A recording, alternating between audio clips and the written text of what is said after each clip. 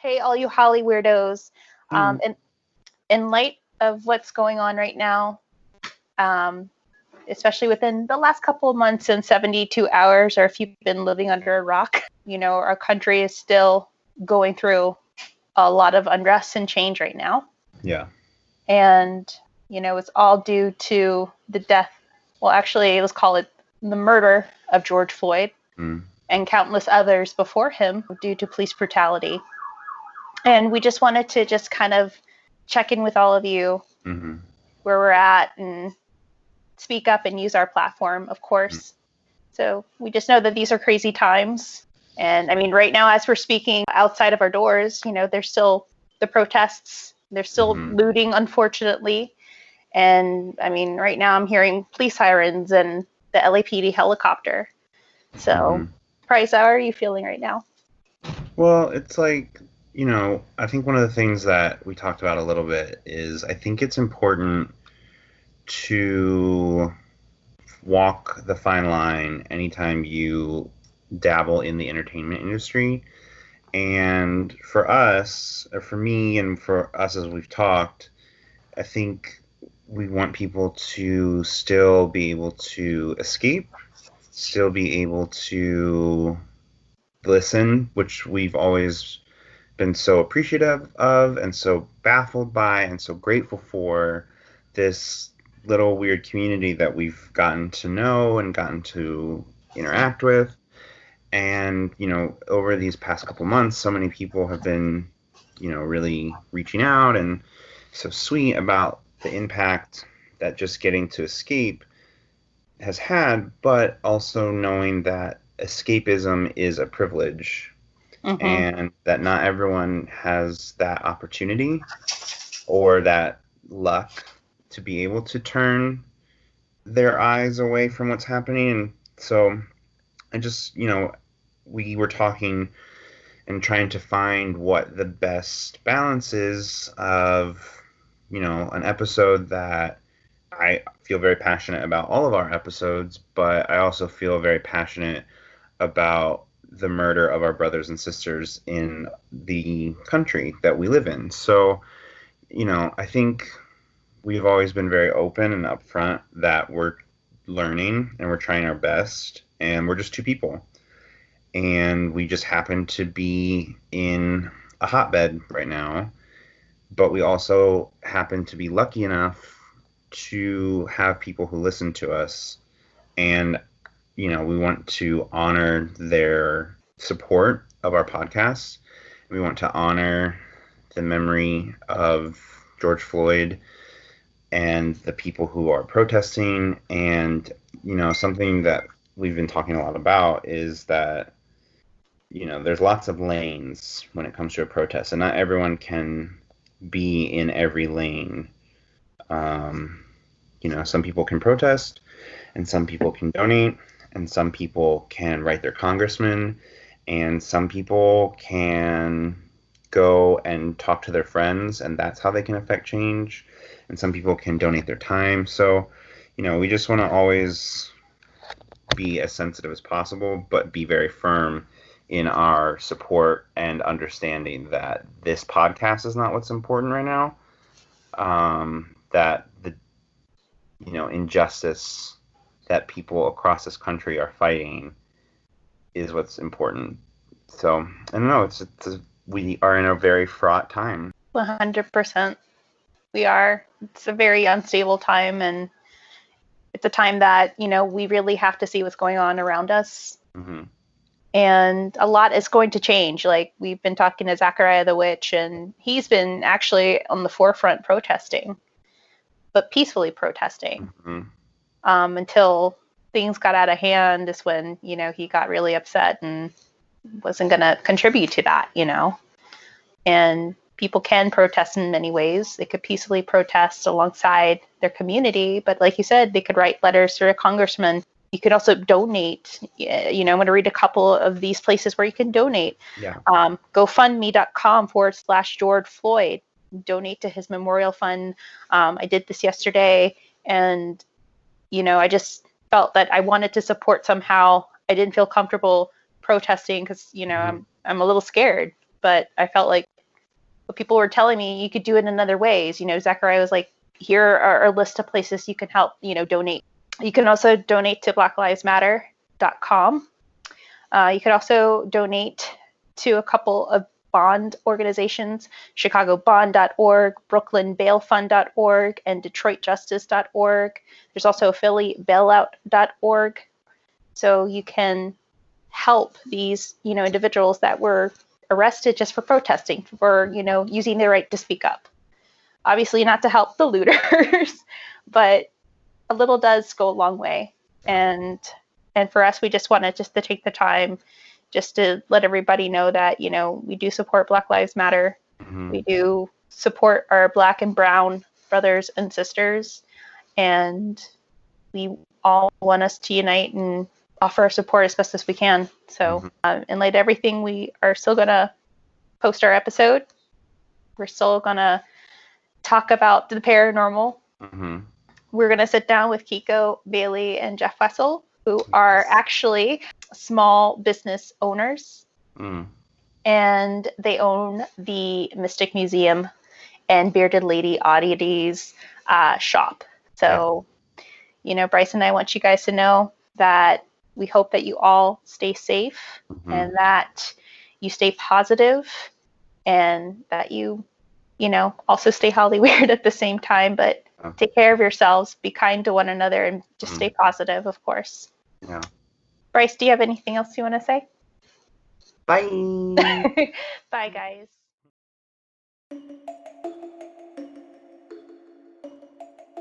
So, there's people that will call it angels. There's people that call it spirits, and people that will call it ghost. There's people that call it energy.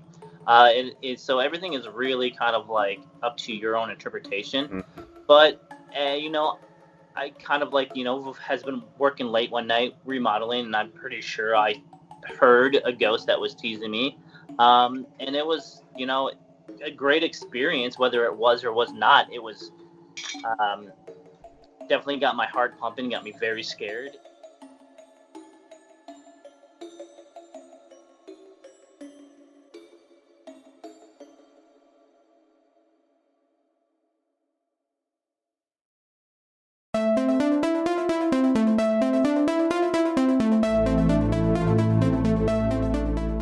Hey, all you Holly weirdos, we're gonna go back.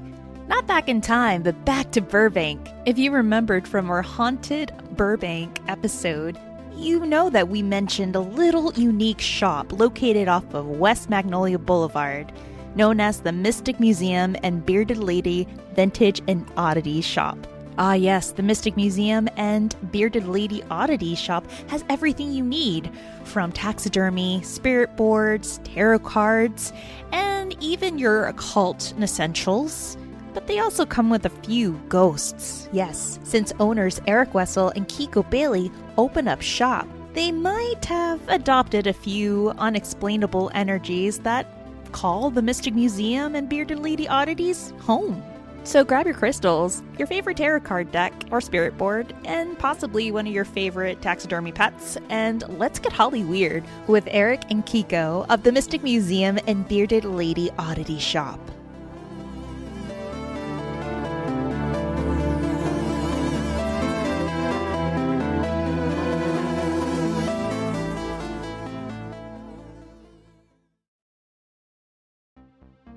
The episode and interview you're about to listen to was recorded via Skype during the COVID-19 stay-at-home order, so please pardon any in and out sounds, muffs, or any glitches that you might hear during this recording. Now, let's get Hollyweird. Hey guys, welcome to Hollyweird Paranormal. And if you're new to this podcast, we're a Hollywood true crime and paranormal podcast where we talk about everything that is weird in and around the Hollywood area. I'm your host, Tammy Merhab Chavez. Hello, I'm Bryce Mitchell-Williams. And you're in for a big treat. We've been wanting to do this interview for such a long time. We are a huge fan of this museum, of these two peeps that we're about to interview. Guys, we want to introduce you to Kiko Bailey and also Erick Wessel, the owners of Mystic Museum and the Bearded Lady Vintage Shop. Hi, guys. Hello. So guys, tell me, how long have you guys been open? How did you guys open the shop? And And where are you at right now? It started with our first store, Bearded Lady Vintage and Oddities. We opened that, almost 9 years ago or 9? Yeah, getting close to 9 years now. And so we had that store specializing in antiques, oddities, things like that. And so as we grew as a business, we really loved hosting large events and curating shows and being more of an event space as well. Well, it started with, I think the idea of the Mystic Museum kind of came from when we had the oddity store and the vintage store, Bearded Lady Vintage Oddities, which we still have today. We had a lot. We were starting to collect more stuff personally as more product came in the store. And one of the things that I started collecting was Ouija boards. So it started kind of snowballing from there and getting a very large collection, and then doing some fun events and stuff with Ouija boards and with some friends, and just realizing I don't want to sell these items, but I think they're deserving of other people to see. Yeah, and there's just so many. There's so many different styles, and they're so unique. And it's once you start learning the history of them, it just becomes more intriguing. And of course, we were intrigued by it. We just knew that it would be a whole new realm of business to show them and have people view them themselves. Yeah, and it was a little serendipitous how the museum came about, because there was a period where we thought the vintage store was going to be moving. Oh wow! That place was thinking about letting her daughter or family member use the space for their own store, so they weren't going to renew the lease. So we were looking for things. So okay, well that means we just have to move. So and when we found one at the same time, I think it was the same day even, that we decided we found the right fit. The landlord said we didn't have to move anymore, that she decided that we could re-sign the lease. Yeah. So then, okay, really, and that's where the idea of possibly having a room of Ouija boards in the oddity shop became its own store itself. Yeah, why not just open up a second business? That's basically right.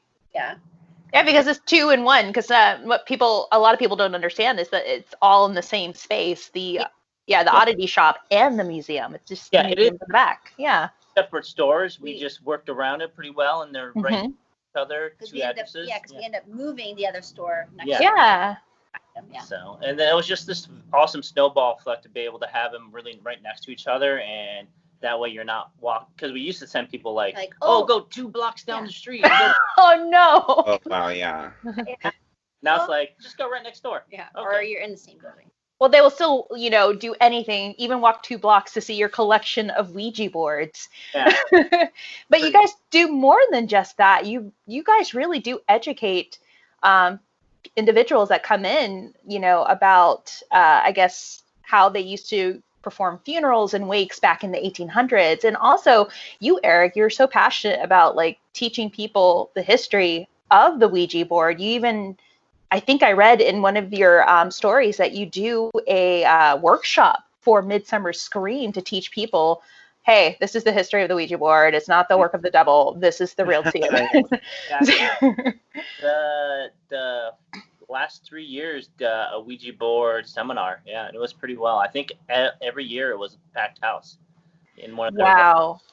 Right, and I'm glad they asked us, first of all, to be a part of Midsummer Scream, which now I feel we're definitely a very much a part of Midsummer Scream. We're there every year. We've been there from the beginning. Yeah, they're very wonderful to us. Mm-hmm.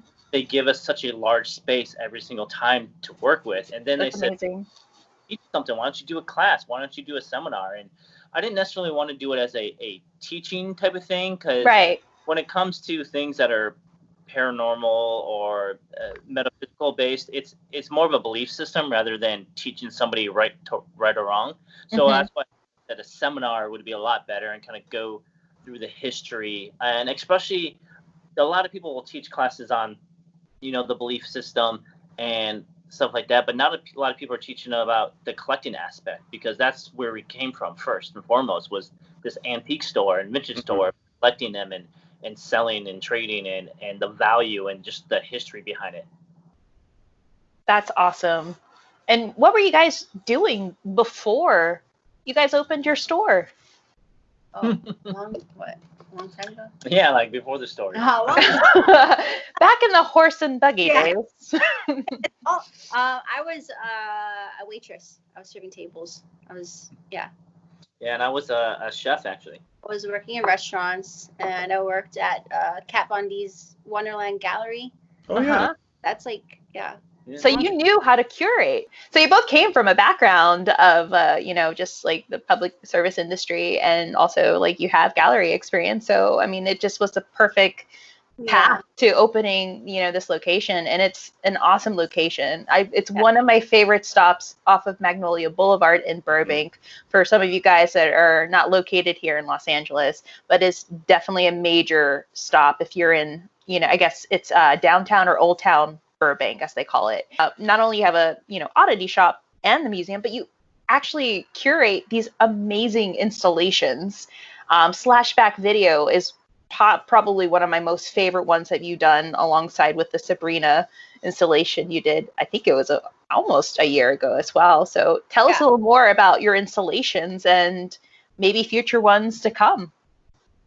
Well, I will say, going back to the us having already known how to curate and stuff like that, besides for public service industry, is we both kind of specialized in art through high school and things like that. So we're just naturally creative. Yeah. Really creative brain. Yeah. So it's funny because I hear a lot of things about, like, art galleries having to be owned by artists themselves, which clearly we are. I mean, like, we some of the installations themselves are giant art pieces that we build. We hand built everything ourselves. We do have help from a lot of really great friends, and I'm glad that they've approached us and said, we will help you. Most part, everything is hand created. We come from an artistic background. There's definitely my major in high school, and I won a lot of awards, but then I went on to doing the artistic side of culinary when I felt like that just wasn't a career path for me. That kind of went into what we knew. We both knew antiques. We both collected vintage. It was all around our house. And then that old school part of us too, kind of like our artist came through, where we need to do more of who we are. And that's where the museum and the art collecting started happening. Our first art show was in Bearded Lady Vintage and Oddities, and it was a taxidermy themed art show. And it all snowballed from there. I mean, I'll let Kiko talk about some of the exhibits we do. What I enjoy best is creating the different installations. Evil Dead was one of my favorite ones that we've done, and that was partnered with Sam Raimi and Renaissance Pictures. Oh, sure. Wow. But, we showcased all the original props from Evil Dead 1, Evil Dead 2, Army of Darkness for the first time ever. So that was quite an honor to have all those items here, like the original, like Necronomicons, like boomstick and things like that. It's really awesome to even like hold them, and let alone and have them in our museum for people to see. So that was one of my favorites. And a part of our installations that we love doing photo ops, so people could take pictures, like recreate scenes. Like that's my favorite thing to do, is just think of a scene and try to recreate it. We didn't even realize, but we've had a photo op since the day we first opened our store. Our first store had a photo op before they were called photo ops. Really? Yeah, and we had one, like, it was a circus one where you could stand behind this counter area, and had these, it was really cool. It had these velvet curtains and stuff like that, and then had these props that you hold up in front of your face or things like that. And then that was basically the first photo op we ever did, and that was in that store, the original Bearded Lady store, for the whole duration of the time. And then that kind of snowballed into us having these photo ops inside of our art shows and creating these exhibits. And you could see from the first one to the last one how much bigger and more elaborate they always get. They're very interactive. That's something that I've always noticed about your installations, is that you can go in and you can actually, like Kiko said, you could take pictures with a lot of these props. You can recreate these scenes. And not only can you do that, but even when you walk into the oddity shop, you have that humongous, I think it's the little planchette that's hanging from the ceiling in one of the sections of the front shops, and you can actually, take pictures with that too. Yeah, that was my idea. It's funny. I think I want this planchette, like of how to like advertise within the shop. Like I was like, oh, let's just have a big planchette hanging from the ceiling, and then he does it, like, because I have to. Yeah, he's like the Imagineer person, and he just ideas, and I'm like, I could build it. But it was just funny. Yeah. Sometimes they get kind of like scary because you're like for one thing, we're thinking about different things. So I'll think of my own stuff, and then she'll think of that stuff. Definitely two heads is better than one, as I realize.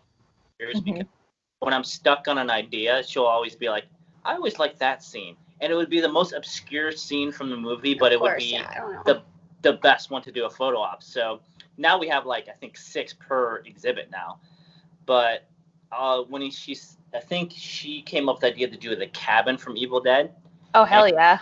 And she got scared. She's like, I don't know how you're going to do that. You can't do that. That's physically impossible.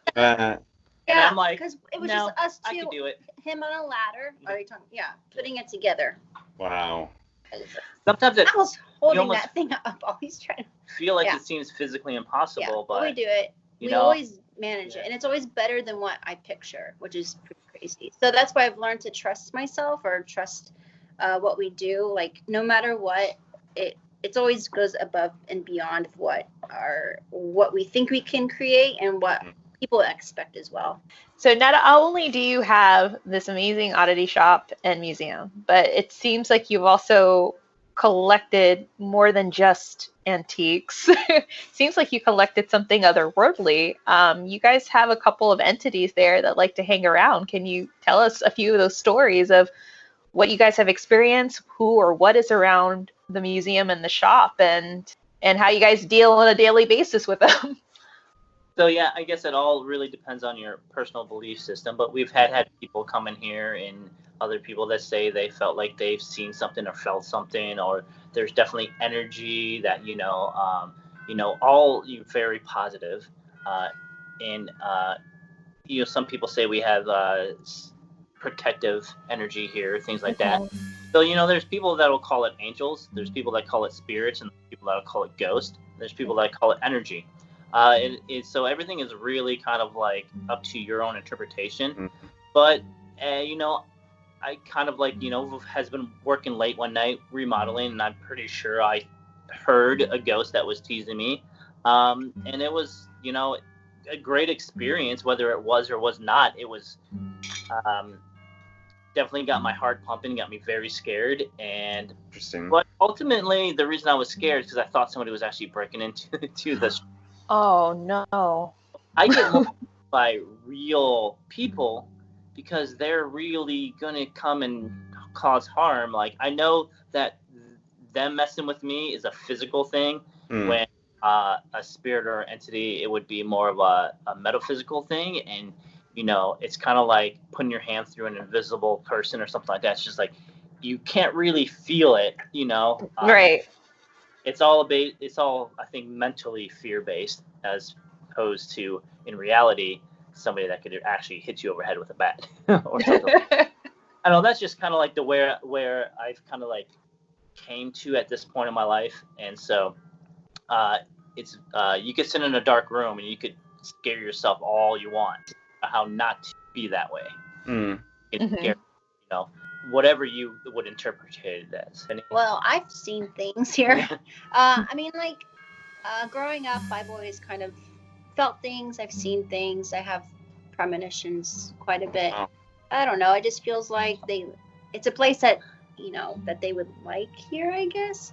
But anyways, I've seen like a little girl spirit here. She's about like 10 years old. And I've heard from other people they've seen the same thing. And I don't tell anybody what I've seen, just to kind of see if they would say the same, So there's like a little girl here, and she likes to like pull on people's hair or like their clothing, or wow. I was behind the counter by the register, and like I felt like a tug on my leg. Like it's so interesting. Like it's at that level, that height level too, of where it would be someone smaller. So right. And so that's interesting. Or especially like closing up at night, you always have that feeling that someone's watching too. So Yeah. I don't like staying here at night anymore. it's kind of funny of how like I freaking myself out, like just trying to close and I'm by myself. I'm like overthinking things. I was like, oh my gosh, my customers are gonna think I'm such a dork because I'm or like this is what I like, but for some reason I start overthinking and then I'm like, I gotta get out of here. Yeah. Yeah, you have a lot of intrusive thoughts that run in your head. Like, what are the odds that a ghost can come out from the back of that, I don't know, that closet and kill me or something as I'm trying to cash out. So you also, I think you guys also have a doll or a stuffed animal that has a lot of weird attachments to it. I remember when I was there, I think a while ago, I saw like a piece of paper from, I think, a reading that one of your mystics had done in the very beginning of receiving this item. But apparently it's kind of, from what I was told or I heard, it's kind of cursed or has some weird bad juju attached to it. I mean, I think automatically people go to calling things a cursed object rather than haunted or things like that. But I think whatever was attached to it before is since gone. It is kind of wow. At that little guy right now, like looking at and Erick, and it makes me laugh because he's just standing there. It's like, man, what everybody talking bad about me? He looks kind of creepy though. It came in here as a customer who wanted to sell it to us as a vintage piece, but claimed it was haunted. We definitely, are interested in things like that.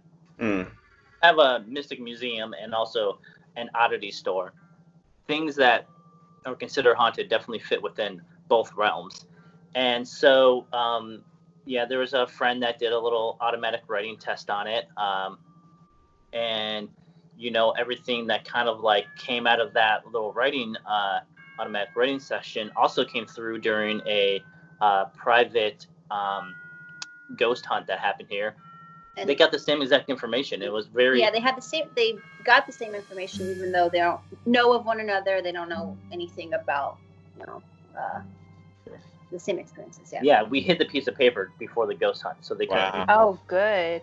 And so they came up with the same results. They used like electronic ghost hunting equipment, and but our friend used, obviously intuition and his own psyche. So it was very interesting to see that combination, and that's how we kind of we sit there and we determine whether we should even talk about an item or whether or not we should say it's haunted. Is if there's multiple cases or multiple people that have the same. I don't think it's haunted anymore. I think it was haunted. It came here, and now it's like, thanks for having me, because nobody wanted me before. So. Aww. Or maybe it saw like the installations and you scared it away. But put things on display here not to be forgotten. It's exactly honoring. We just like to honor. We like to have respect and honor, and not to make anyone or any spirit feel in a negative light. I don't know. No, every time I walk in there, it's always a good vibe. It's always a good energy. But there is always this feeling like there's something there. And I even felt it before hearing the stories. And I'm like, knew it. I just didn't know what it was. But I was like, I just feel like I was being watched, and especially in the museum. Maybe the cameras were there because you do have surveillance. I don't know if you've caught anything on your cameras or your surveillance systems. Triggered. It's triggered when no one's here, for sure. So that's always fun. The two things. Wow, cool. The two things that stand out to me is I remember watching the camera live once during like an event, and then seeing orbs that were unexplainable. And the thing is, when you're watching it live, especially if it's like the night camera, you see what is dust, and you see it right away. It's all over. So then you could definitely tell which is a bug, because the way they fly, you can see the wings flapping. But then there's these random things that you have no idea what they are. So I've seen that a lot. And then when we came in one morning and find stuff on the floor. Yeah, that happens every once in a while. Or we'll find items on the floor, and I'll try to like figure out if there's like if it would fall on its own. So I'll try to debunk it. Yeah. I would try to, and I can't. Sometimes it falls so far from where it originally was at. There's just like no way. Yeah. Try my best to figure it out, like. But when we go to the cameras, we're like, happen. oh, we got security cameras. Let's check those. Then we'll check, and you'll see it on the shelf. Oh no. There's no like in between frames, and we're like, what the hell? Oh my god. So that's fun. That's a little weird because have they damaged and has whatever is there damaged anything or? No. Oh, thank goodness. Okay, I was gonna say. Obviously, everything is your own personal preference, and this is all entertainment purposes and fun and games and stuff like that. But for the most part, what we like to believe and what we really think is everything is for a positive. And we're just positive people that just want everything to be on a very happy, positive side. Absolutely. Here to we wouldn't think it's like negative. Yeah. Like, No. I feel that your vibe entering your shop and your museum, like you just feel this warmth and welcomeness. That's why I always love returning. That's why a lot of people that we know love visiting there too. And you guys have a great insight on it. Plus you, Erick, you told me before that you used to, or you still do paranormal investigations. You were at one point a ghost hunter. Is that correct? Well, not in the point where I had my own team and I went out. I just would go with other people for fun. When I was younger, I would sneak into cemeteries, and do that. It's just a very intriguing part of, I guess, life or I guess the unknown. So I look at it like outer space or the deepest depths of the sea. We don't really know what's there yet. Doesn't mean it's not there. Right. So I would loosely call myself a ghost hunter. But just kind of one of those things where when you go on the tallest roller coaster, it's that the feeling you get right when you're dropping down the tallest mountain of that roller coaster. That's the feeling you get when you do something that is so unknown, like thinking you're hunting for ghosts or stuff like that. And I really like that. And then to hear stories with people who do have professional ghost hunting teams, and it's very interesting, and just wanted to maybe see that. It's all about catching the evidence, and that's what people want.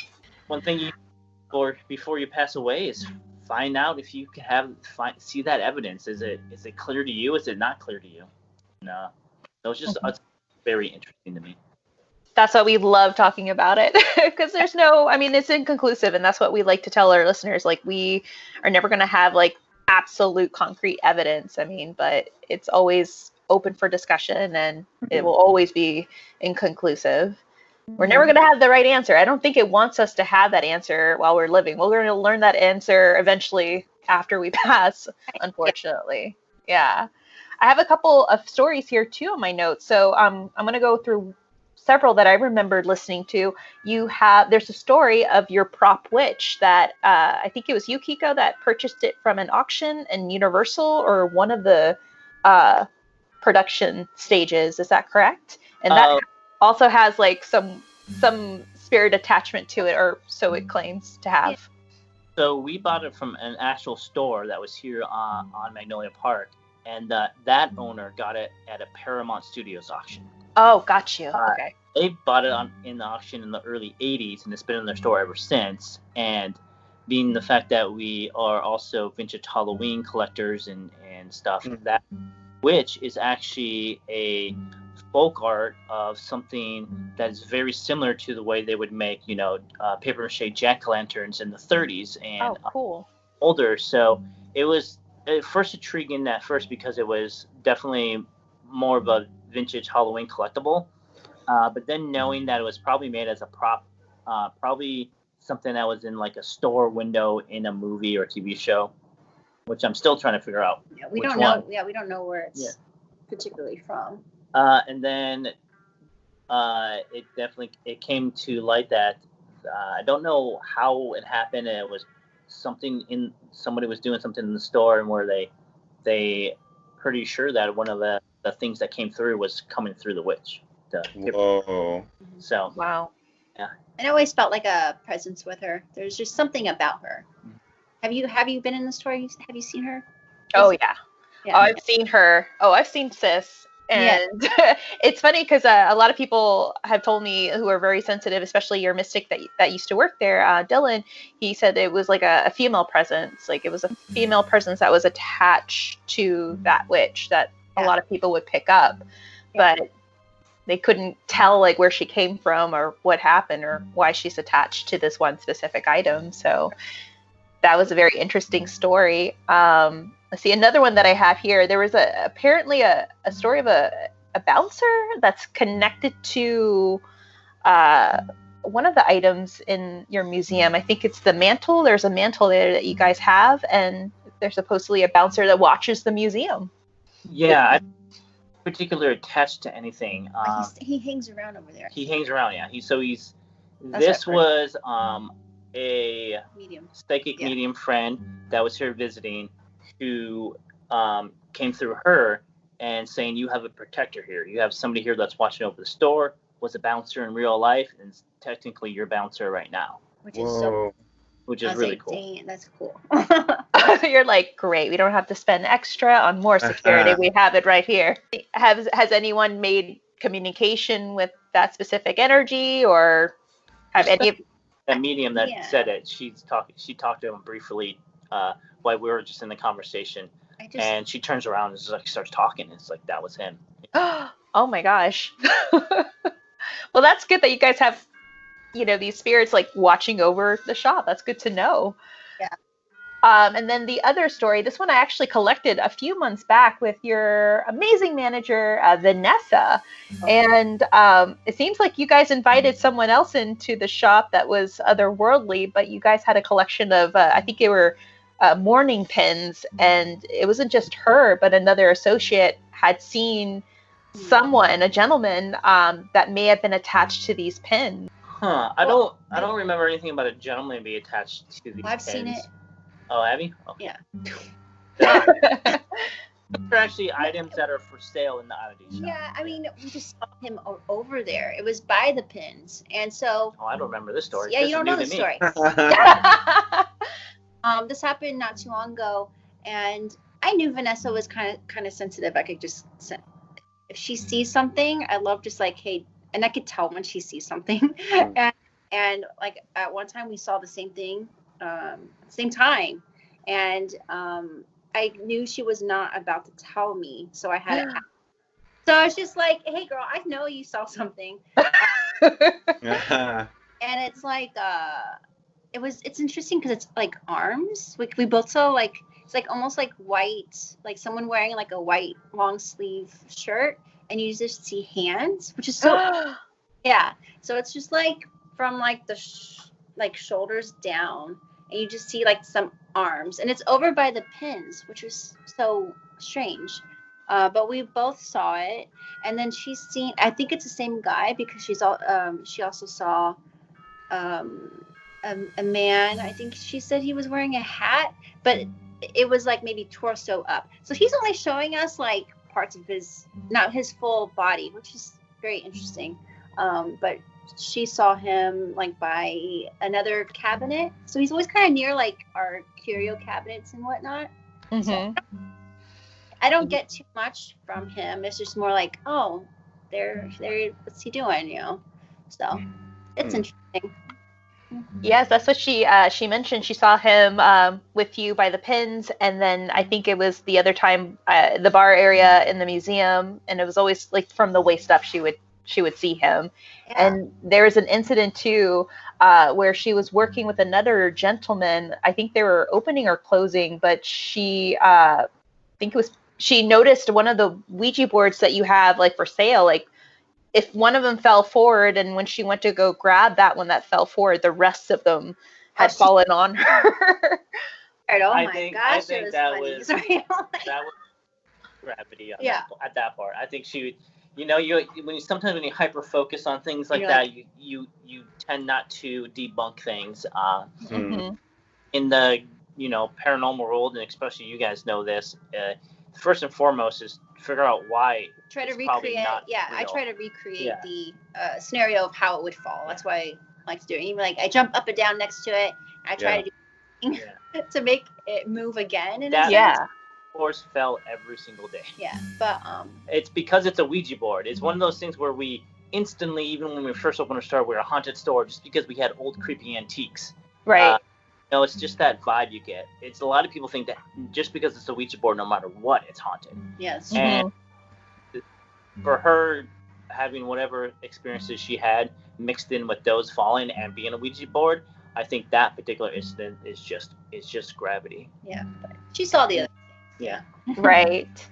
That's really great that you guys do that you debunk and try to explain it and or validate it, because there's other people that would take advantage of something like this and really make a huge spectacle of it for, of course, for profit reasons. Yeah. So, and you guys don't do that. And that's what I really respect about you too, is that you guys are not going to make a big show or make up stories based on it. So that's really cool.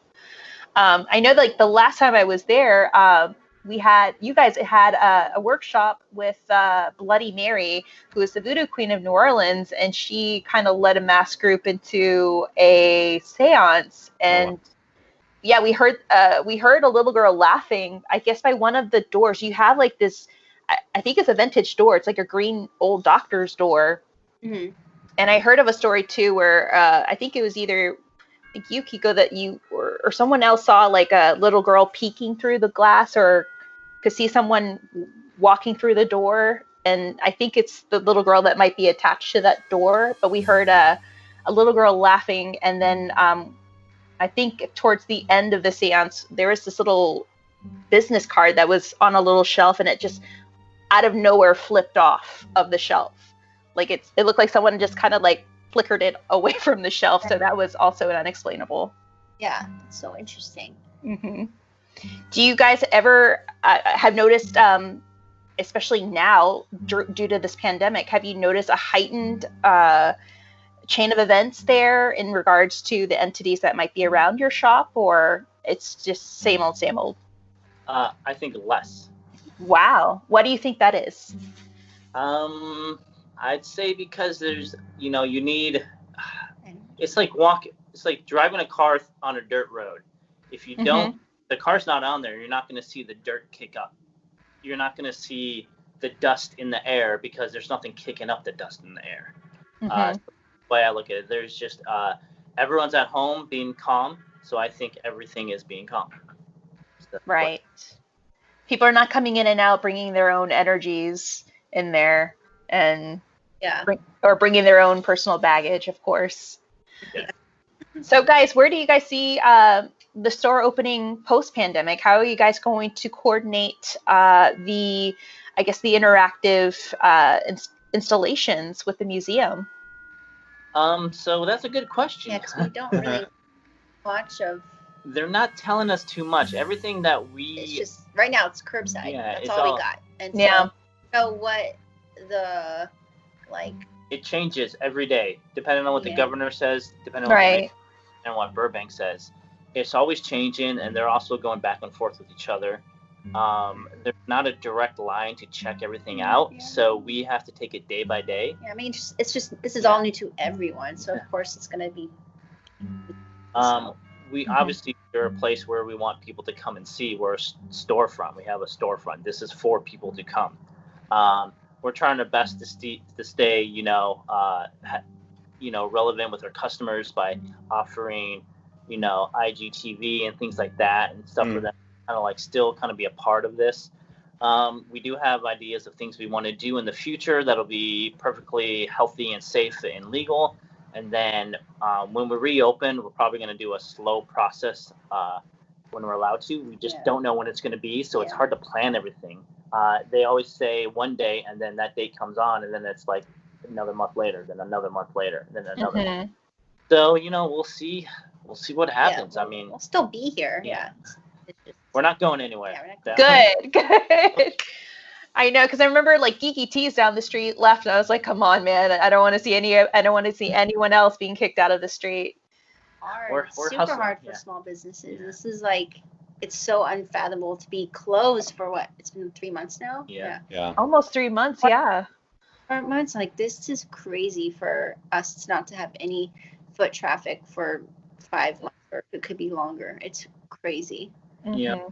Say right now is that, you know, we really appreciate all the support we've gotten from our customers and friends and in the neighborhood. And if anyone can, just shop small for sure. Shop small. Absolutely. I got my sweater yesterday. I love it. I wish I could wear it today, but it's warm. Yeah. Thank you. Yeah, you know, we just, you know, if there's, especially local businesses, support your own local community. Absolutely.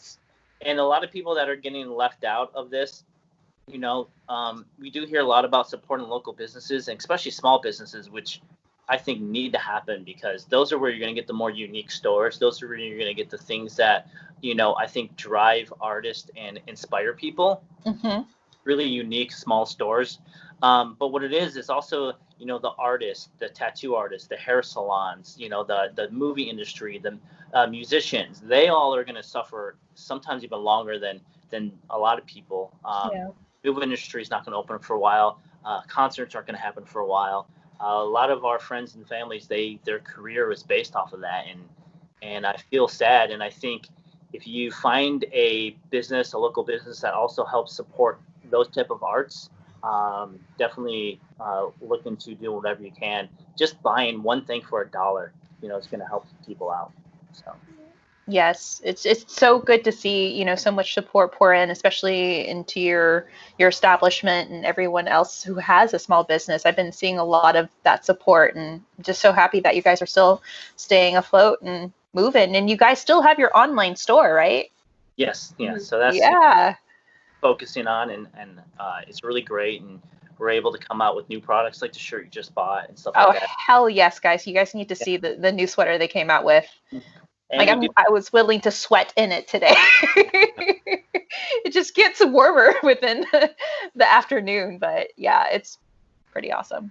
Some other merch coming out, which we're going to donate proceeds to charity to help people that have been affected by this, you know, COVID-19, and other things like that. So that's our plan now, is to definitely do what we can ourselves for the community, especially since we've been getting some help back. I love that. That's amazing. That's wonderful, guys. We're so happy that you guys still have that support and that you guys are trucking along. So before we come to an end, where can people find you? Where can people shop? Where can people stalk you? Oh, our Instagram is The Mystic Museum, and then our online store is www.themysticmuseum.com. Yep, brand new online site that we just put up. So it's a great website that our friend helped us for. I think we've been working on it for months, but it's great. And shopping on it, it's just as easy as it was before. It's almost the same thing when you go to the shopping button. And you could do curbside, so you could order online, and then we'll have your order ready for you. Yeah. And you just come pick it up. What are your hours of operation?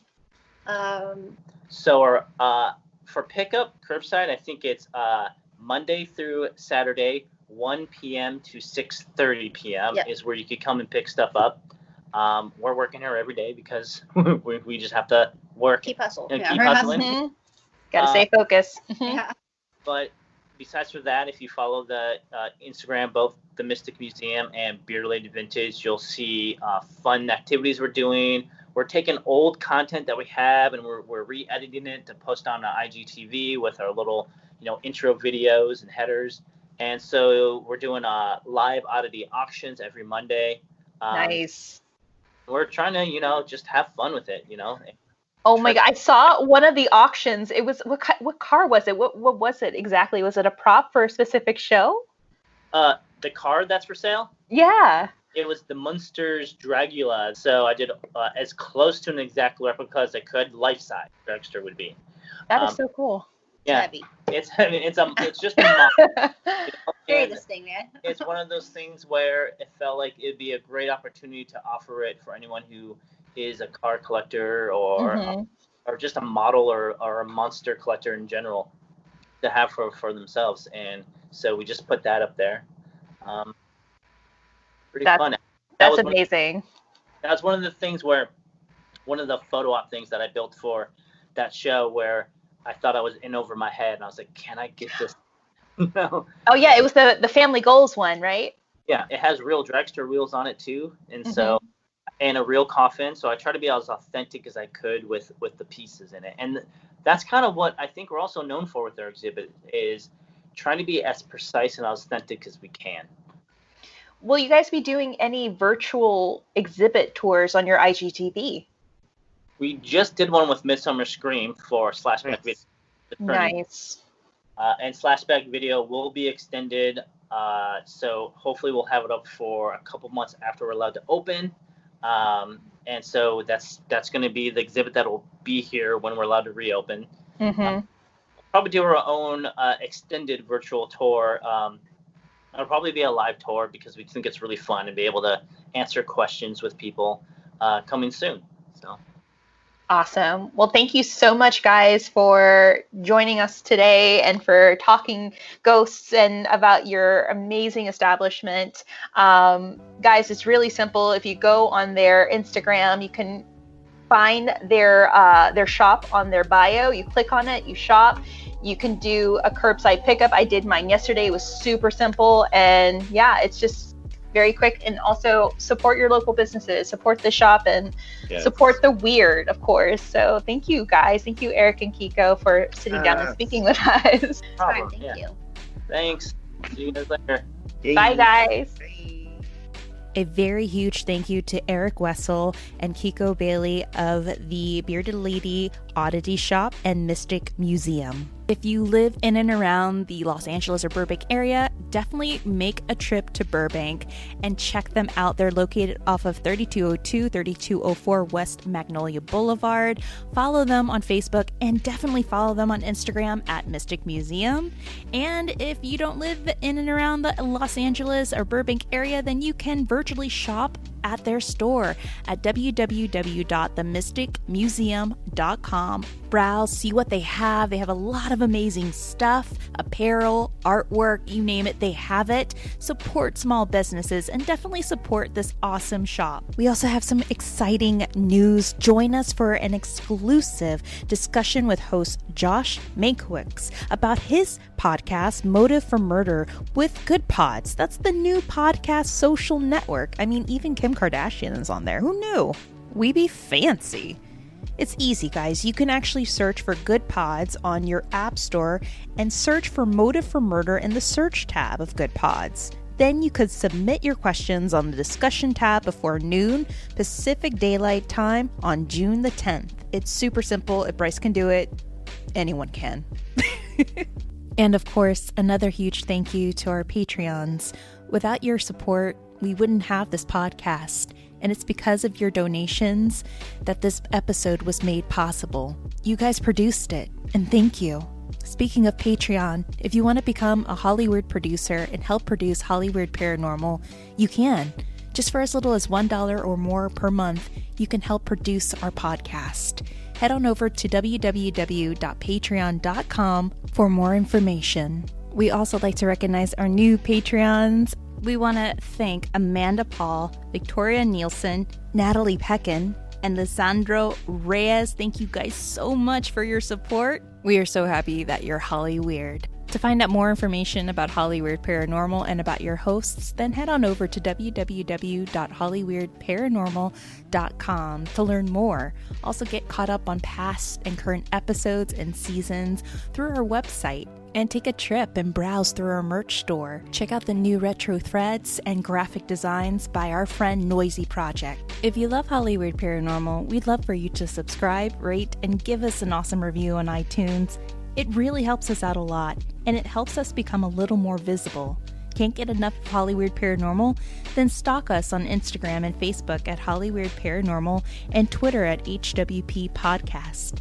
Have a story that you're dying to share, no pun intended, then email us at hollyweirdparanormal@gmail.com. Want to hear more Hollyweird Paranormal? Well, you can. You can catch up on our past and current episodes and seasons on Blueberry.net, Apple Podcasts, Google Podcasts, Android, Stitcher, Google Play, CastBox, Player FM, and Spotify. We're everywhere. Till next time, friends, always remember that there's light behind the darkness. Take care of one another, be kind to each other, and most of all, take care of yourselves. Stay healthy, stay safe, and most of all, friends, stay Hollyweird.